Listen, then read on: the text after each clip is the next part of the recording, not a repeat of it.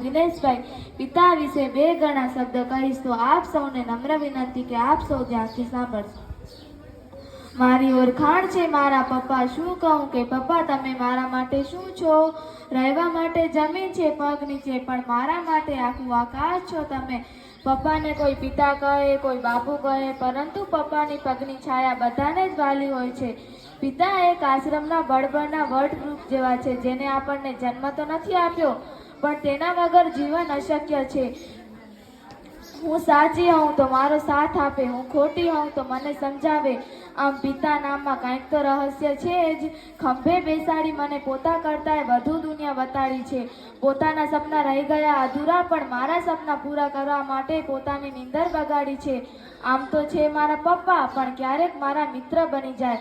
અંતે આટલું જ કહેવાનું, शाम हो गई पापा, अभी तो घूमने चलो ना पापा, चलते चलते थक गई, कंधे पर बिठा लो ना पापा, अंधेरे से डर लगता, सीने से लगा लो ना पापा, मम्मी तो सो गई, आप ही सुला लो ना पापा, स्कूल तो पूरा हो गया, कॉलेज जाने दो ना पापा, पाल पोस के बड़ा किया, अब जुदा तो मत करो ना पापा, अब डोली में बिठा दिया, अब आंसू तो मत बहाओ ना पापा, आपकी मुस्कान अच्छी लगती है, मुस्कुराते रहो ना पापा, इस धरती पर बोझ नहीं होती है बेटियां, दुनिया को समझाओ ना पापा, दुनिया को समझाओ ना पापा। अस्तु, जय हिंद, जय भारत।